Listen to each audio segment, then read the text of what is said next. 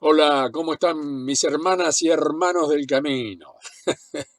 Esta frase ya me está saliendo en forma natural, porque me doy cuenta que somos eso. Básicamente estamos en el camino. Por lo cual, somos hermanas y somos hermanos. Pido perdón, me estoy atorando. Pero bueno. No, estoy bien, no tengo catarro, nada que ver. A veces eh, tomo rápido un vaso de agua y se me va por la otra vía. Yo, ¿qué pasa, muchachos? Pongamos el cruce de vías de una forma correcta. ¿Qué pasa, Julito? No, bueno, a veces es la misma desesperación por sed, qué sé yo. Uno toma rápido y ¡ay! ¡Ay! ¡Ay! ¡Ay! Y desde hace un rato que estoy tratando de mejorar mi sistema respiratorio, porque me tomé un vaso recién, tratando de aplacar. Les cuento así rapidito, hice una ensalada de tomate, lechuga con vinagre y aceite. Y el vinagre, ¡ay! Se me va por la otra vía. Tremendo. Así que bueno, ya está. Cosas que pasan, así que no hay problema. Estoy sobreviviendo, todo tranquilo. Así que bueno, aquí estamos de nuevo, intentando rodar la vida, ¿no? Situación que, bueno, que me está provocando una serie de maravillosos momentos plenos de sorpresa. Eh, Simplemente publiqué en Respuestas número 14, el anterior programa que salió este próximo pasado jueves, y puse, bueno, todos aquellos que me están preguntando, ¿y qué hacemos, Jurito? ¿Cómo hacemos? Te queremos ayudar. Y amén de todos los que respondieron acá en los comentarios que honestamente me dejaron patitieso, por decirlo de alguna manera, emocionado profundamente, porque, viste, qué sé yo, uno observa la reacción, ¿no? Es lindo sorprenderse con todo esto, porque es amor en acción. ¡Wow! No es solamente que te depositen o te manden, en este caso, por Western Union, que es lo que decidimos utilizar, porque por elementos, por ser jubilado, no me permiten recibir moneda extranjera. Hay muchos que dicen, pero ¿yo qué hago? Te quiero pasar $20, $50. ¿Cómo hago? Digo, no, Western Union, a mí me llega en pesos moneda nacional. Punto. Lo que me tendrá que mandar es el número de código y solamente con mi nombre, porque muchos me dijeron, no hace falta el número de documento, Julito, con el nombre tuyo nada más, vos te presentás, reconoces que sos esa persona, con el número de código ya está solucionado el problema. Más rápido. Yo sé que pagan una comisión a partir de todo eso, pero bueno, por el otro lado entiendo que es tan hermosa la voluntad que están poniendo para conmigo, que realmente veo la solución a los problemas ahí ya cerquita.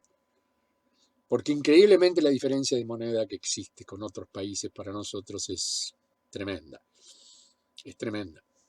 Por más que si me envían dólares, a mí me van a pagar con el dólar oficial. ¿Qué problema hay? No me importa.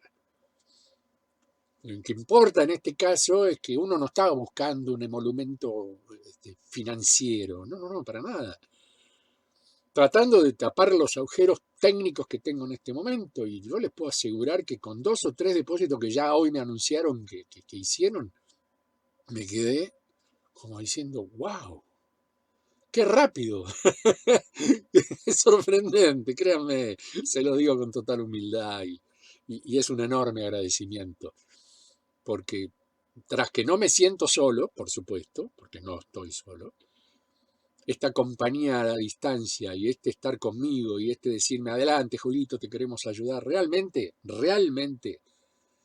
me honra, pero me honra hasta lo más profundo de mi alma, ¿no? Y qué menos que agradecer y decirle, vamos, sí, en paz, vamos a arreglarla, vamos a dejar a la osita como un chiche. Y ojalá en un tiempo perentorio ya podamos mover, teniendo la capacidad de poder viajar a distintos lugares e incluso mejorar algunas cuestiones que necesitamos mejorar para poder hacer transmisiones en vivo, que ya con esto que tengo ya es suficiente.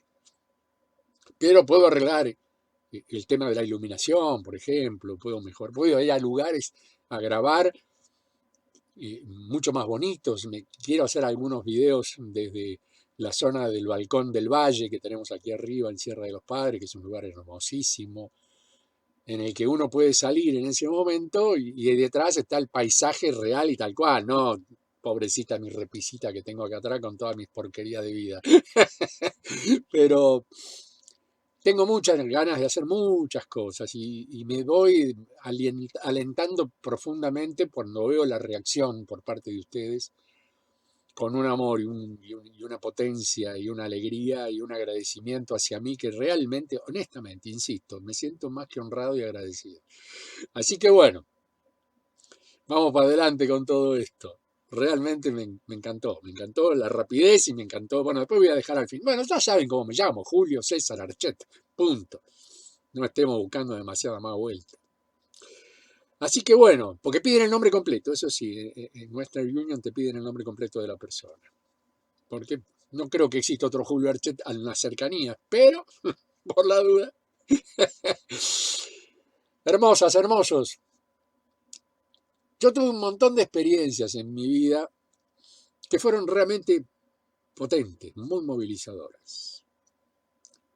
¿Por qué? Bueno, porque soy el típico loco buscador. Soy un Google en potencia. Y siempre estuve al filo de aquello que no hacen otros. En el documentalismo, sin ir más lejos, uno siempre avanza por caminos a veces inciertos. Te mandás a la ruta y llegás al lugar y no está ocurriendo lo que fuiste pensando que podía llegar a ocurrir. Por ejemplo, buscar cierto tipo de especies animales. Que hace muchos años atrás, cuando hacíamos documentales que tenían que ver justamente con el tema de la naturaleza, y bueno, nos decían, hay manadas de guanacos, pero un millón, miles, qué sé yo, te decían cualquiera. Y vos te ibas al lugar, ¿dónde están estos bichos? Siempre estudiando opciones que uno dice, a ver, mínimamente en conocimiento, uno tiene que saber que las manadas se trasladan, entonces de pronto buscan zonas de pastizales, bla, bla, bla. Si vas a una zona de tosca con nieve a la altura de la rodilla, es muy difícil que no los encuentre. Bueno, por supuesto uno va mínimamente preparado y el conocimiento no solamente propio, sino de todos aquellos que te tiran, como decimos acá en Argentina, la posta, o sea, te dicen, mira, no vayas en tal mes, porque en tal mes no lo vas a encontrar estos bichos. Van a bajar de la montaña cuando corresponda, cuando el agua pueda ser bebible, cuando los pastos estén tiernos, luego haber estado protegidos por la nieve, etcétera, etcétera. Uno va aprendiendo. Entonces, claro, vienen las aventuras de poder esperar, de estar en el lugar, de cambiar, motivo por el cual el hecho de tener un vehículo más o menos apropiado para poder llegar a esas instancias, con el suficiente tamaño para transportar equipo incluso de edición. Las viejas caseteras que yo utilizaba no tienen nada que ver con una computadora, eran unos mamotretos interesantes, que pesaban sus buenas decenas de kilos. Entonces, claro, viajar con casetera player, casetera record, control de edición, control de sonido, amplificación, baffles, sin contar trípodes que estábamos necesitando y que tenían que ser de un cierto peso e importancia en cuanto a su fluidez de cabezal, etcétera, etcétera. Y se seguían sumando baterías extra, cables, micrófonos, que es, bueno, lo que calculo que imaginan que se necesita para una realización cinematográfica. De hecho, cuando salíamos con mi querido y ya trascendido Juan Schroeder, íbamos con equipo de cine. Y en esa ocasión, en una de esas ocasiones, cuando movimos con equipo de cine, ocurrieron una serie de fenómenos que hoy me encantaría contarles un poquitito, porque ya me han dicho, che, tan lindas las anécdotas, che, por ahí algunos los aburre, bueno, listo, corten, sigan con otra cosa. Pero al que le puede interesar las locuras que me han pasado a mí, que eran locuras en ese momento, por suerte tenía testigos. ¿Por qué? Porque si no, no me creía nadie. Si yo las cuento así a libertad de voz, y vos decís, ah, pero Julito, con esa capacidad de charlar, charlatán, el tipo te envuelve enseguida y al rato ya te enganchaste en lo que te dijo. Bueno, está bien, qué sé yo, no sé, es mi forma de ser, chicos. ¿Qué quieren que les diga? Yo cuento mi vivencia, ya está. Mi memoria hoy me permite algunos detalles muy específicos de todo lo que pasaba, pero bueno, siguen siendo anécdotas. ¿Qué es la experiencia que uno tiene de vivir sobre ruedas? O sea, vamos a tratar de arrancar con la historia para que no se nos vaya demasiado el tiempo. Yo durante muchos años, en la época que tenía mi instituto de estudios fotocinematográfico, Julio habla bien, José Nicéforo Niepce, me encontraba que una de las experiencias más maravillosas que yo había logrado a partir de la posibilidad de enseñar era contar con un aula móvil.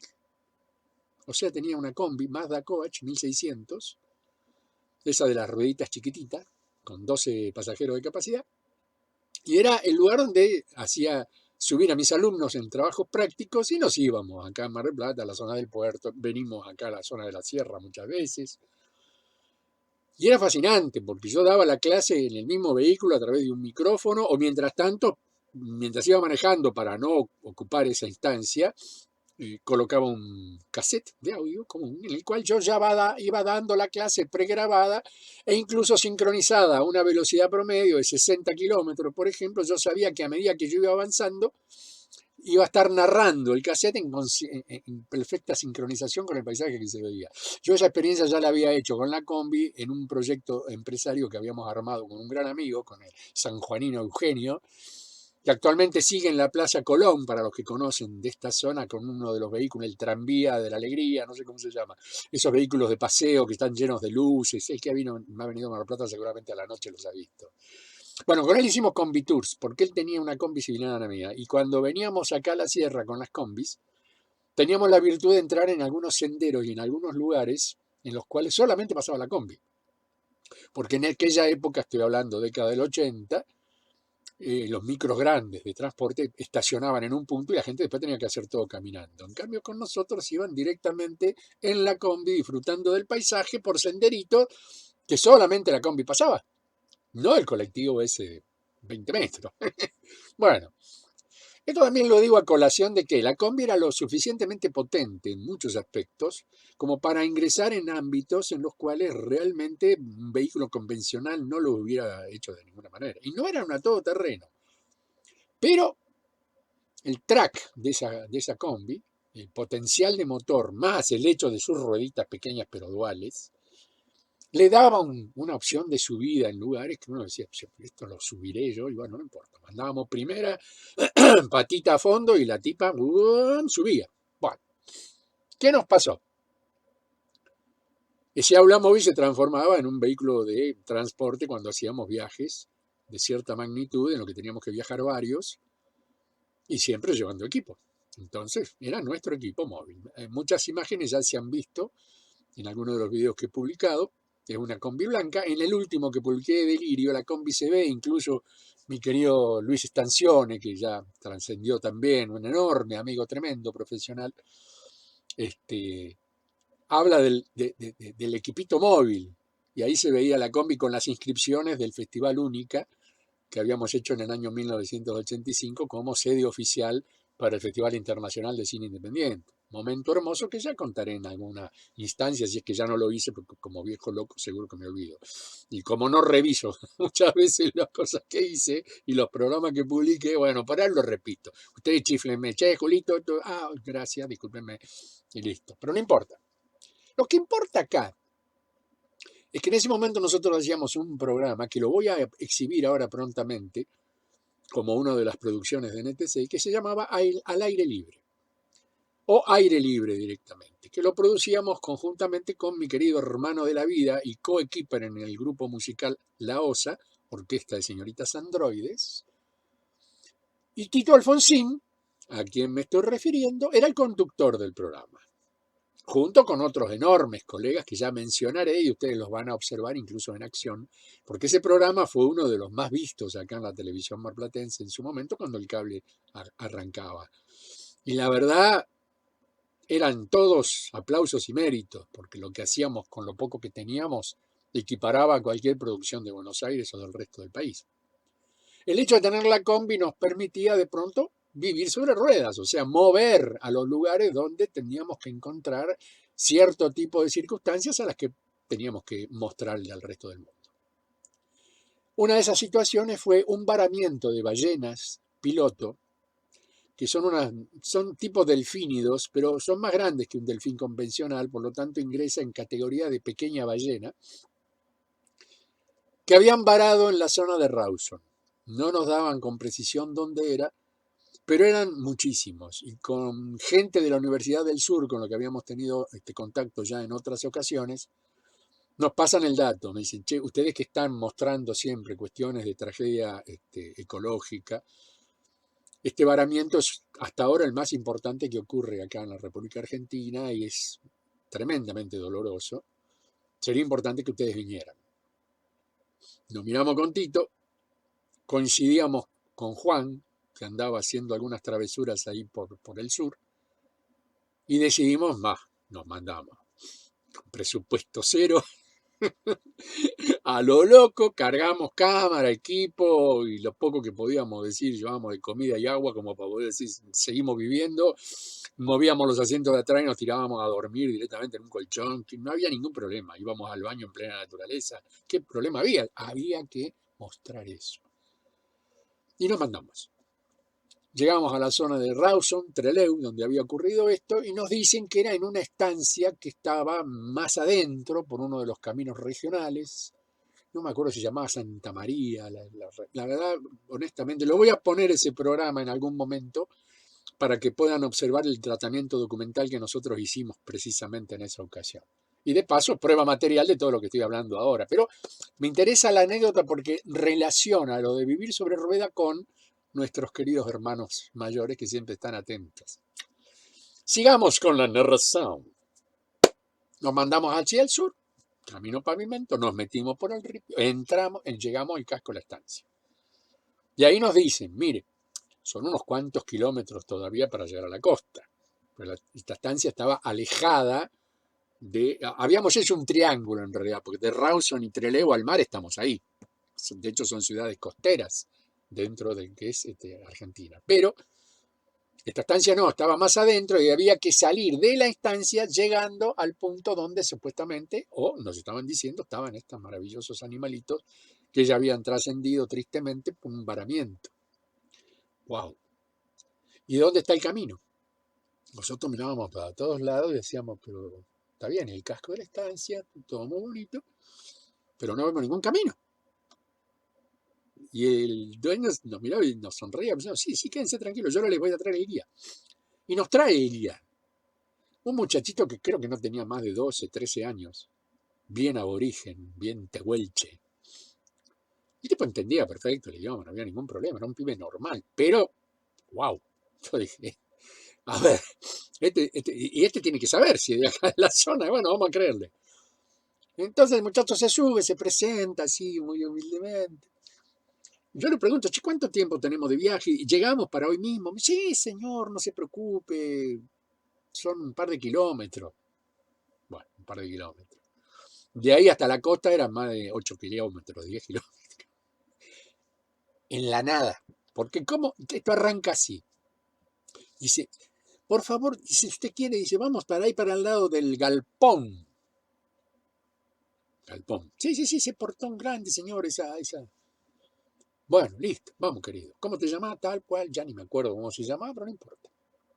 Llegamos al portón del galpón, el tipo se baja, abre el portón y me hace así, me hace, venga. Nos miro. En ese momento estábamos Juan Schroeder, su hijo Lucas, que era también jovencito, tendría, calculo también, 12, 14 años. Un servidor y este pibe, ¿no? O sea, Tito, Juan, Lucas y yo, más el 5.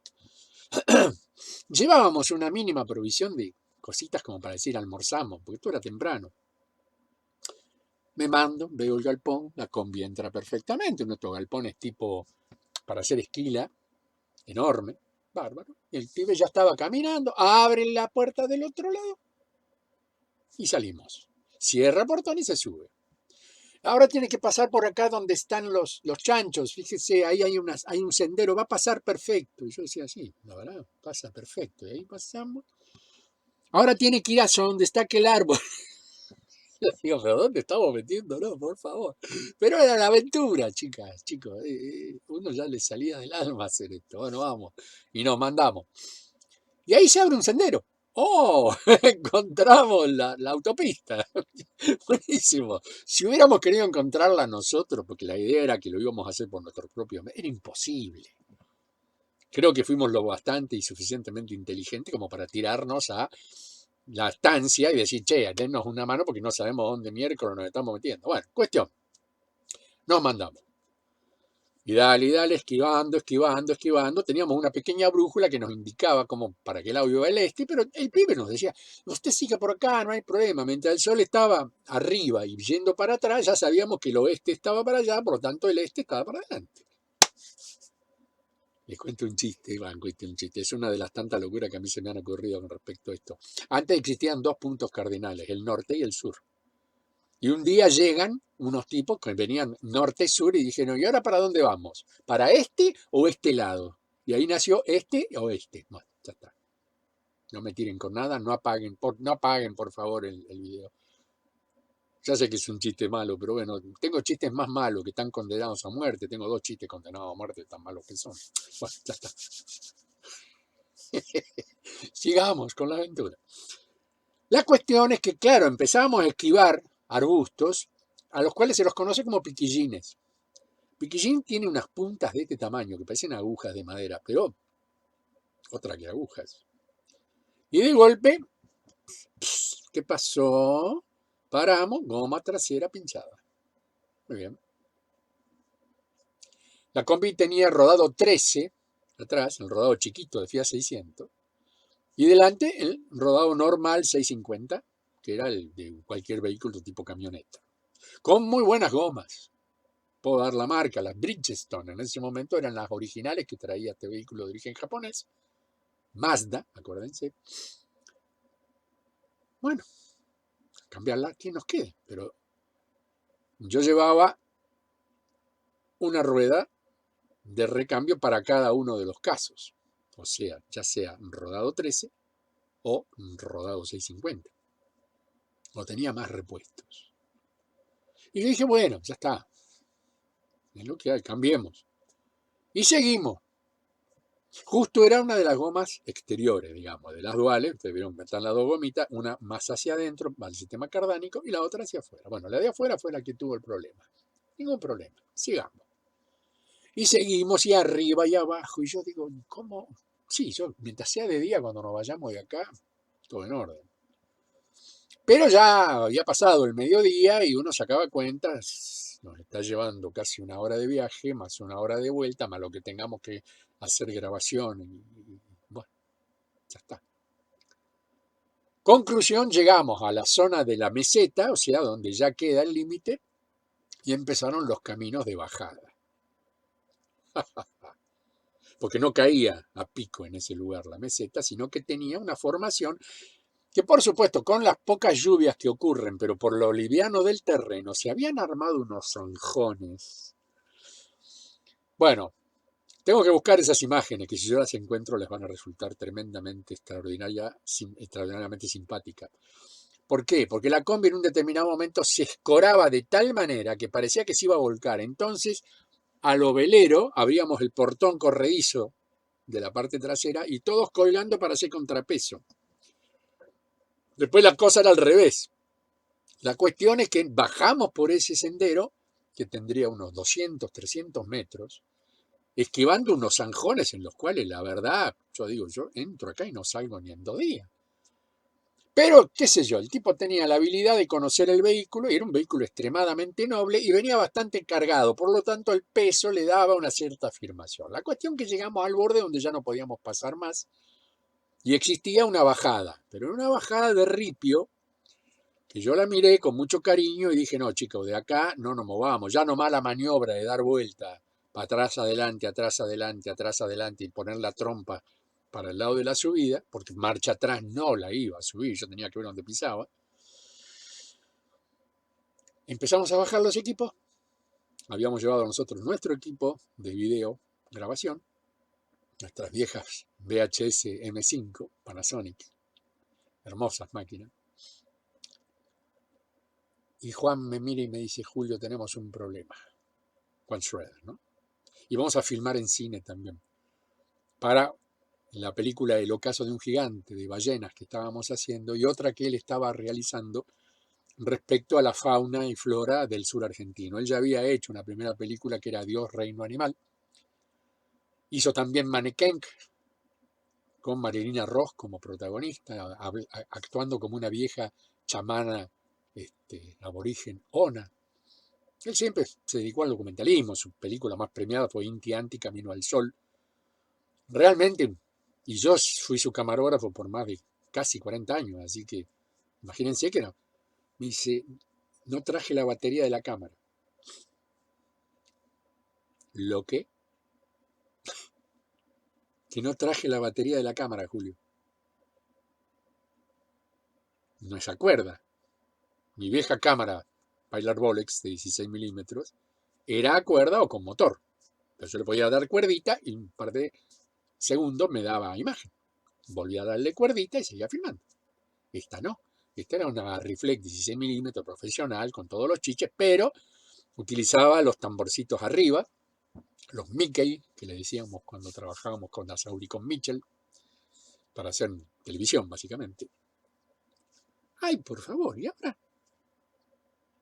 Batería 12 voltios, pero... Y las baterías mías no servían, porque iban incrustadas en la cámara. No tenía cómo. Entonces, lo único que se me ocurrió es... Abramos la tapita de la batería de la combi, con un cable tipo taller que nosotros llevábamos de 220, saqué uno de los conectores, el hembra, con los dos hice contacto en el contacto de la batería de la cámara y en la batería correspondiente de la combi. Bueno, por supuesto no, vamos a rebobinar un poquito. Saqué los dos conectores porque no había forma de conectar con la cámara. La cámara tenía un contacto ahí que se podía llegar a mandar por ahí, colocar y ajustar con un tornillo, que era para una batería externa. Genial. Anduvo, buenísimo. Pero las ballenas, piloto, estaban a más de 500 metros de donde estábamos. Yo tenía 50 metros de cable. A todo esto la tarde seguía avanzando, ya eran como las 2 y pico largas de la tarde. A mí ya me estaba empezando a picar la idea de que no nos tendremos que quedar acá de noche. Y ahí la noche baja a grados bajo cero. No teníamos comida, éramos una manga de irresponsables. Nos dijeron un par de horas, pero ya había solamente un par de horas fue el viaje de ida. Y había que considerar un par de horas de vuelta y de noche. Y si, bueno. Pero no importaba, acá la idea era hacer el trabajo nuestro. Entonces, Julito, ¿qué? ¿Vamos a tener que bajar con la combi? ¿Hasta allá? Sí. Y no me atreví a preguntar en ese momento, pero me lo pregunté a mí mismo, cosa que tenía la respuesta ya en mi cabeza. Y después, ¿cómo salimos de ahí? Era una pendiente bastante importante y larga, con toda una caída hacia un costado, porque eso se nota que se había construido en algún momento, por algún motivo. Eso se suponía también que era una playa cuando la marea estaba alta. Pero también teníamos ese tema. Teníamos la marea baja en ese momento y a cierta hora la marea iba a empezar a subir. En el sur de nuestro país las mareas tienen una amplitud enorme. Pueden llegar a tener hasta 16 metros de diferencia. En la relación son unos cuantos metros en relación de volumen de agua. O sea, para un poco.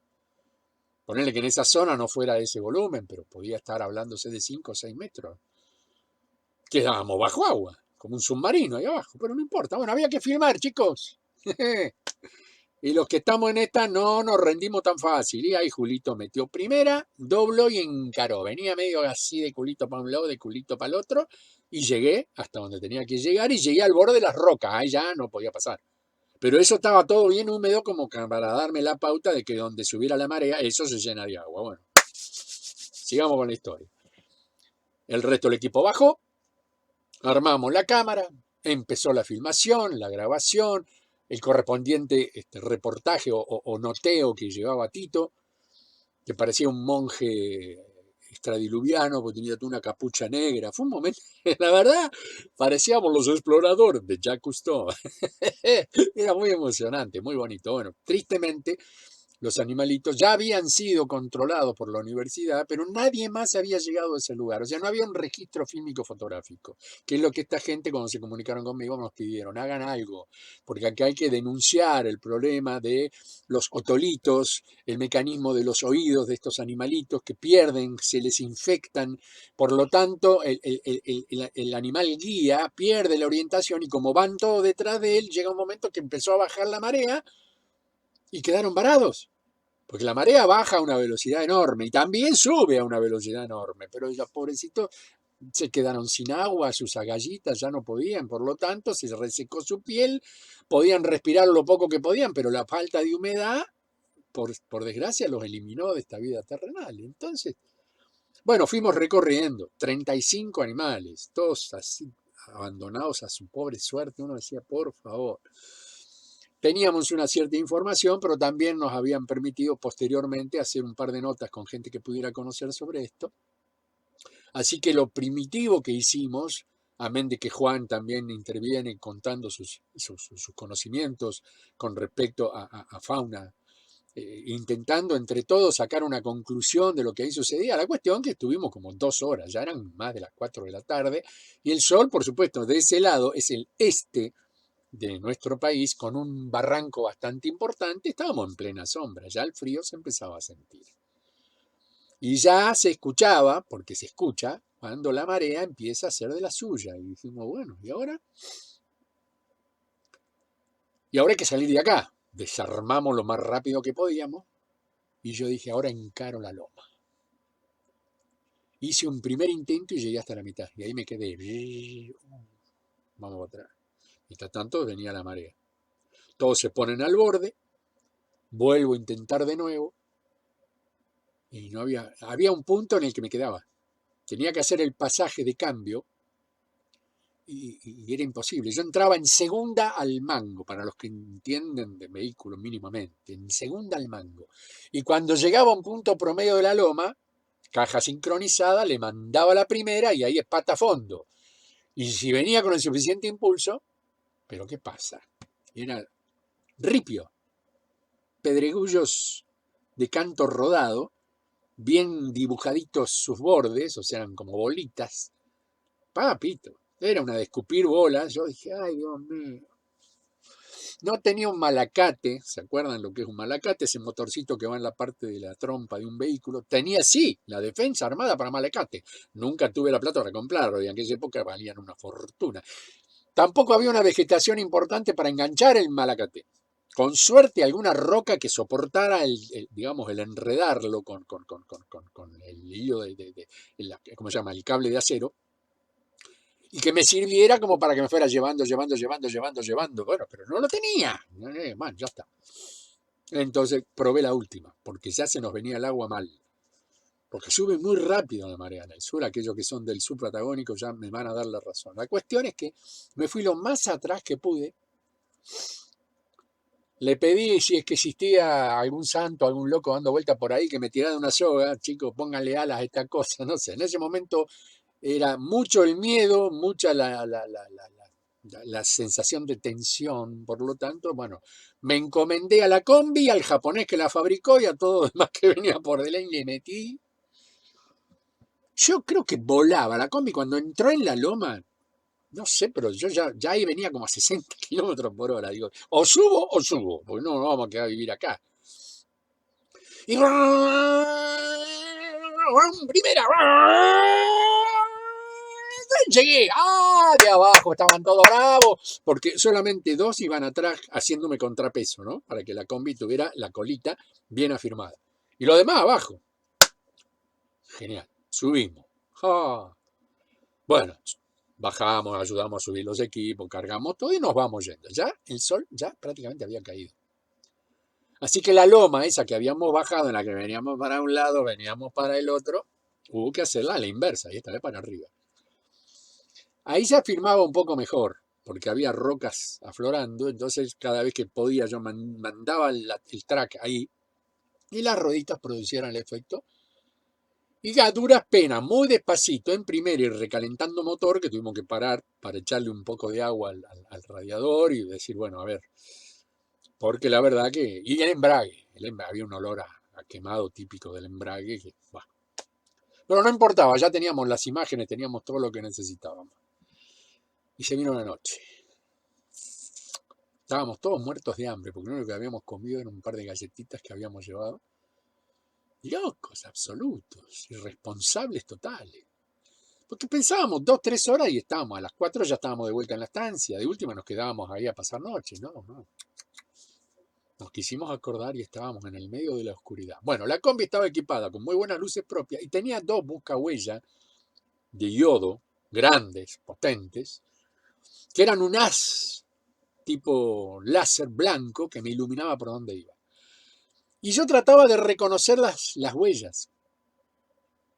A todo eso volvemos a pinchar.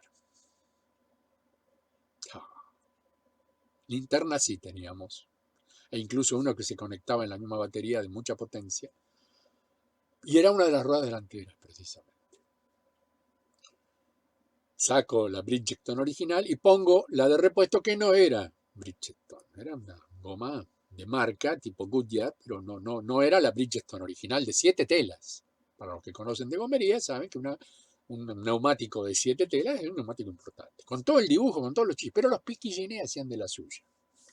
Íbamos y ya no veíamos, porque en la medida cuando yo iba de día trataba de esquivar, porque te cruzaban en la senda, era como si fuera una cadena de pinchitos, ¿viste? Y vos tragando saliva y rezando que cada vez que pasás por arriba de eso, que se doblen y que no se queden allí duritos y te claven en el medio de la goma. Mentira, una estupidez. Nos pasó ya de venida y ahora nos pasa de vuelta. Y se va a la segunda goma de repuesto. Acuérdense que tenía una grande de 750 y una pequeña rodado 13, que era para las ruedas traseras. No eran las mismas ruedas las de adelante con respecto a las de atrás. Bueno, conclusión, le metí. Y yo me había hecho una especie de mapa mental en el que me veía las rocas cuando estaba yendo en pleno día y trataba de memorizar que alguna de esas rocas me sirviera de referencia. Había una que parecía una crestita de un gallo y esa fue referencial, la que a mí me permitió encontrar el camino original, que fue por el que habíamos llegado hasta donde llegamos, y ahí nos tuvimos que meter a campo traviesa porque no había ningún tipo de sendero. Esa roca fue providencial y con las luces, más una noche relativamente clara, por suerte no estaba nublado el cielo. Si hubiera habido luna llena, eso era una fiesta, pero no teníamos luna llena, era un cuarto, por lo tanto, no importaba si fuera menguante o creciente, la poca luz que había era Pero lo importante es que uno adapta la vista, y había momentos que yo bajaba las luces para jugar en la oscuridad, para poder reconocer las sombras de estos. Bueno, y así llegamos a el casco de la estancia. Este chico, después de todo lo que vivió con nosotros, el peoncito, no decía palabra, se despidió de nosotros y salió corriendo, como diciendo, estos tipos están más locos, por todo lo que había vivido con nosotros. O sea, era todo riesgo, la llegada, la ida, la bajada, cuando hicimos, que la marea, que yo subía. No, el tipo estaba como diciendo esto. ¿De dónde salieron estos norteños? ¿Viste? Porque allá sos norteños, no sos del norte. Bueno, el camino era de ripio, de donde salimos del casco de la estancia hasta la ruta, y eran unos cuantos kilómetros.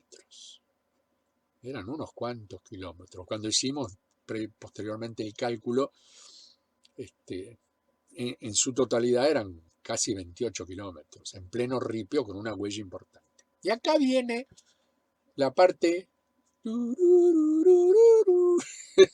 de qué pasaba con la combi. Yo empecé a sentir que la combi era como que la cola no se mantenía. Yo decía, bueno, es el ripio. Pero yo más bien sentía como que iba por el aire. Bueno, sensaciones que uno tiene. Aquellos que manejan saben que en la espalda, y especialmente en el culito, se siente cuando hay una pinchadura en estos vehículos más o menos grandes. Y se siente, es una sensación muy, muy particular y, bueno, por experiencia uno ya sabe que alguna de las ruedas están. Pero yo no me hacía problema por eso, porque intentaba pensar, digo, no, esto es el ripio es una capa bastante importante de pedregullo de esas características, entonces viene haciendo de la suya, a una velocidad promedio tercera, no podía pasar a ninguna otra marcha, para aprovechar la propia inercia del motor. Bueno, no importa, llegamos a la ruta 3. ya con un cierto nivel de alivio. Eran como las 11 de la noche. Y ahí teníamos que ir o a Rawson o a Trelew. ¿Por qué? Porque si íbamos a Trelew quedaba más lejos. Y yo decía, che, tenemos 2 gomas pinchadas. ¿Por qué no vamos? Tiene que haber una estación de servicio. Había una a la entrada de Rawson. Hacemos la reparación y nos mandamos tranquilos. O no, comemos algo. Por ahí nos vamos a un hotel en Rawson. Sí, vamos. Llegamos a la estación de servicio. Paramos. Yo me bajo. Juan se baja, van al baño, perfecto. Y yo me acerco a la parte de la gomería que justamente había un hombre de turno ahí. Mucho camión anda por la ruta 3 hacia la zona sur de la Patagonia. Entonces los tipos hacen turnos de 24 horas, van cambiando los gomeros, pero están ahí, son realmente un servicio fundamental. Digo, ¿qué tal? Buenos días, buenas noches, amigo, buenas noches, señor.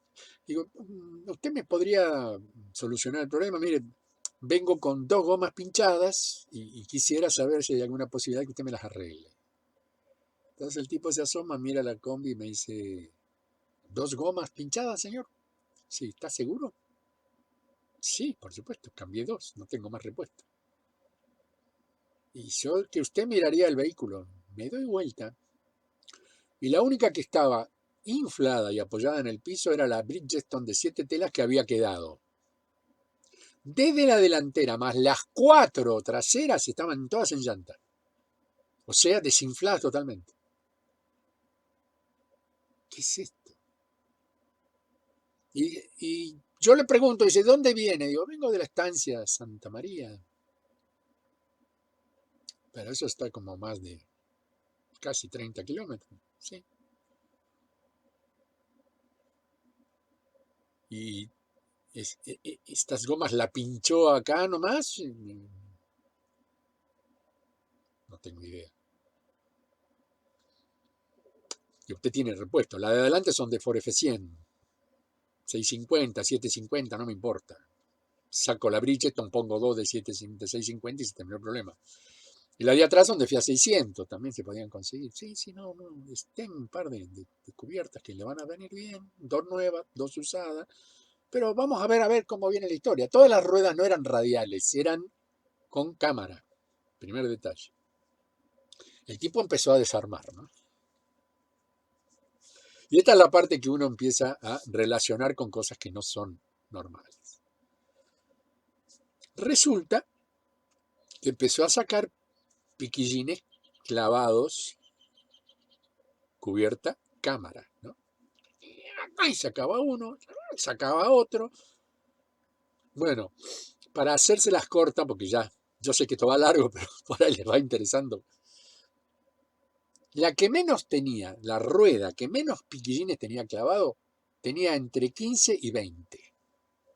O sea, estaba acribillado como por una ametralladora de piquillines.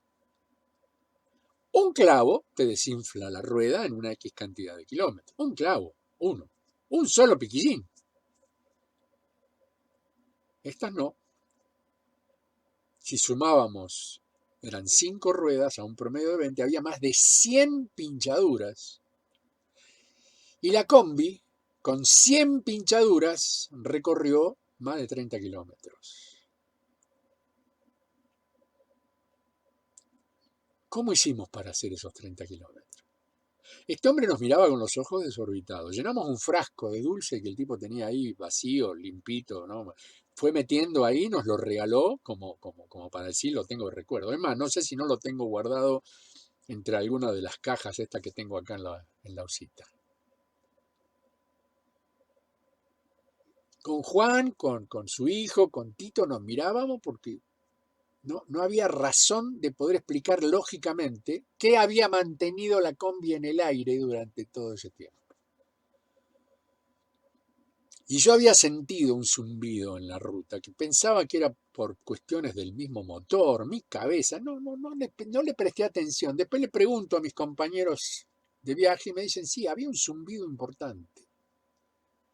Y ese zumbido no era otra que una hermosa nave de compañía que nos había estado siguiendo y acompañando hasta prácticamente el lugar donde entramos en la estación de servicio.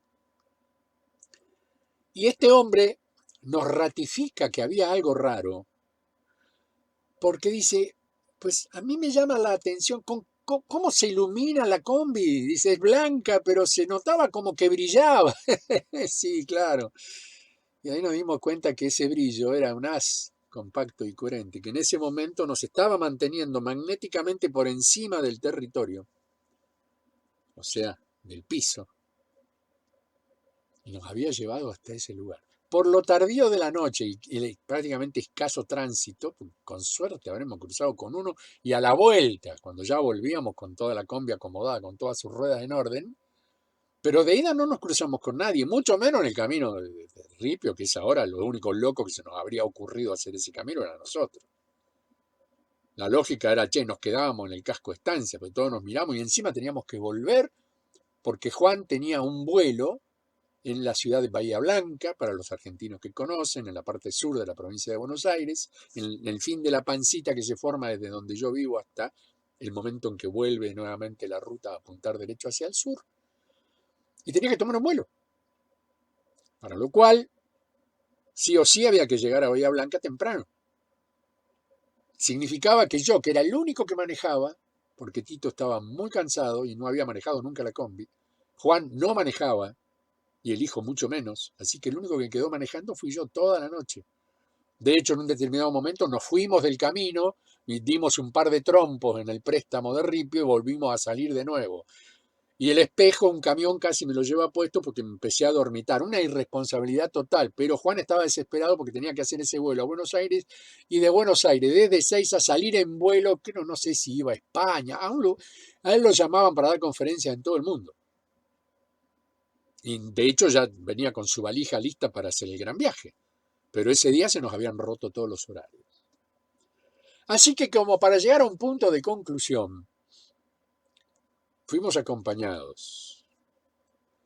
Y en el tiempo yo tuve noticias de quiénes nos acompañaron y con qué elemento técnico. Y esa parte es la parte más maravillosa, entender que nuestros hermanos estaban muy atentos a este tipo que en ese momento todavía no tenía la conciencia plena de quién era, pero ellos sí.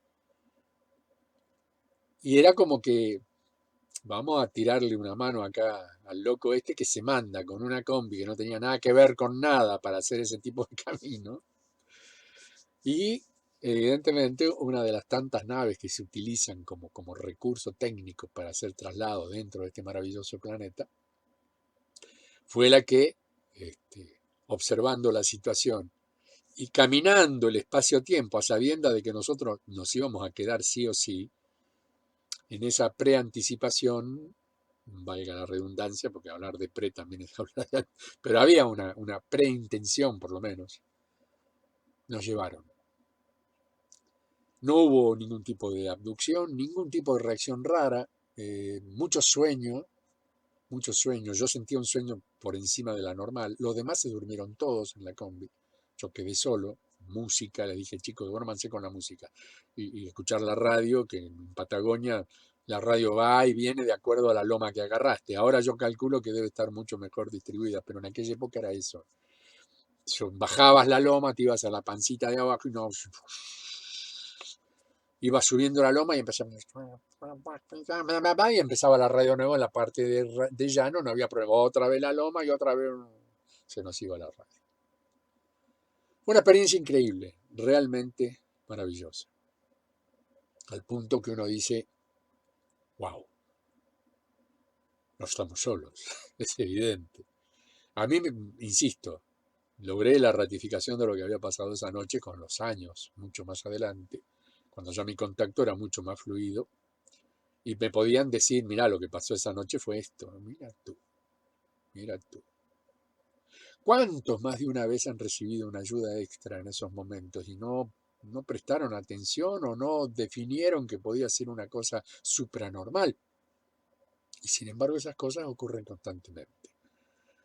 Existen muchos elementos vehiculares propios que hacen patrullas constantemente en lugares en los cuales es más que evidente que pueden ocurrir situaciones de esta. Y con una total ignorancia por parte de los que están abajo, actúan compensando situaciones. Muchas veces en la alta cordillera utilizan sus elementos de radiónica para ser transmisores. Entonces el tipo está diciendo, hola, con un equipo, ¿no?, de tipo VHF, por ejemplo, y lo escuchan del otro lado de la montaña, sin haber antenas. Responden y hacen el rescate. Cuando llegan ahí al lugar, che, ¿con qué? Ustedes nos hablaron con una VHF, pero ¿qué tipo? ¿Tenían una antena especial? ¿Dónde estaban? No estábamos acá. Pero a la base no entran desde acá. Miren, tienen toda esa cordillera ahí adelante. Ah, no sé, yo empecé aquí, fulano, adelante, cambio, y ustedes me contestaron.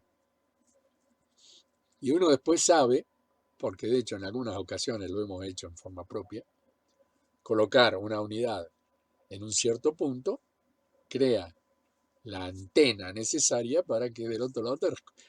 Esas son intervenciones que no forman parte de una rotura del libre albedrío, sino que todo lo contrario, vienen a apoyar realidades que de golpe no se pueden superar de ninguna otra manera que no sea con la magia de la presencia interdimensional. O si quieren extraterrestre, como se les ocurre. Hay una muy linda relación entre quienes estamos vivos en una condición normal, podemos existir, y aquellos que intentan siempre estar al servicio con todo el amor del mundo y en general se han salvado situaciones inexplicables, pero tenían una explicación. La cual muchas veces no se le da el valor real cuando se intuye que puede llegar a ser algo que tenga que ver con lo no tan conocido. Pero ocurren. Y a nosotros en esa maravillosa noche nos ocurrió. Y por supuesto, con el tiempo, en lo personal, pude llegar a la conclusión de qué había sucedido realmente esa noche. Así que el sobre ruedas para nosotros es una constante. Yo lo he hecho durante muchos años de mi vida. Ya no en esa época con una casa rodante, no me daban las condiciones económicas. Nunca fui alguien que sobrevendió su trabajo, al contrario, normalmente hacíamos para ver qué pasaba y nunca nos pagaron en realidad por haber hecho cierto tipo de trabajos de estas características y no nos importaba tampoco. Porque de una manera u otra cumplíamos con aquello que era la premisa de establecer a través de la ecología las medidas básicas necesarias para que situaciones como la que habíamos vivido con el varamiento intentemos que no vuelvan a ocurrir. Por lo que tengo entendido, no ocurrieron muchos más accidentes de esa magnitud. 1, 2 o 3 animalitos es muy probable que haya ocurrido muchas veces, pero 35 no, por suerte.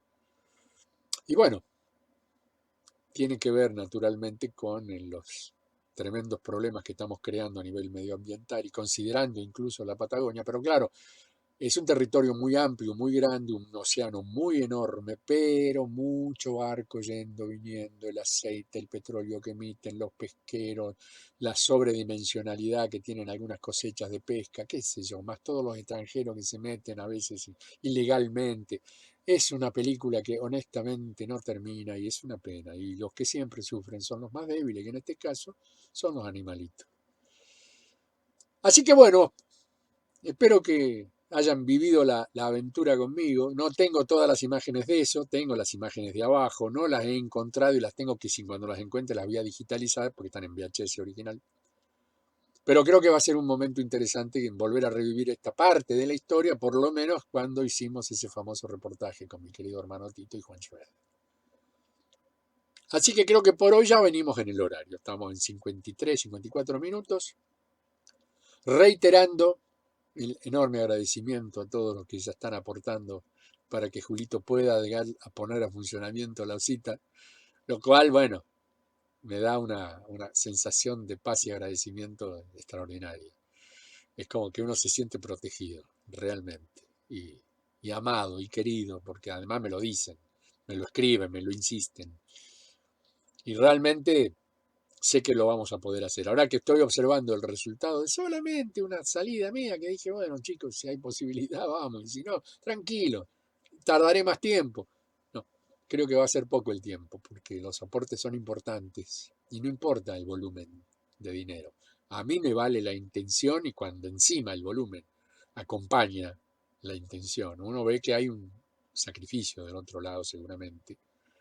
Pero básicamente está la ejecución de ese afecto al punto de decir, me fascina que te pueda ayudar, este es mi aporte. ¿Y yo qué voy a decir? Amén de emocionar. No me alcanza la palabra gracias, me queda muy cortita. Podría decir gracias totales, como mi querido Gustavo, y andaría creo que mejor el término. Así que bueno, si lo van a hacer aquellos que ya tomaron la decisión, y si, ¿cómo hacemos para mandarle el loco una monedita? Directamente por Western Union, que están en todo el mundo, se hace el depósito en la moneda local de donde venga, pueden ser euros, dólares, lo que sea, y yo acá lo cobro en pesos moneda nacional. Y en efectivo, lo cual me permite no tener que andar haciendo revoleos en las cuentas bancarias que por ser jubilado y pobre no me permiten cierto tipo de lujos, como es por ejemplo recibir dólares. Y si los recibo tengo que declararlos y ahí viene todo un bardo como para decir, che, pará. Acá la idea es no complicarnos, y mucho menos mi intención es complicarlos a ustedes y ustedes. Así que, mis amores, de nuevo, todo mi amor, todo mi cariño, todo mi agradecimiento, el deseo de que tengan una bellísima semana hasta el próximo domingo donde va a aparecer el siguiente encuentro de Y la vida va sobre ruedas. Espero que la pasen hermoso. Espero que la pasen hermoso. Y sigan en el camino de la felicidad.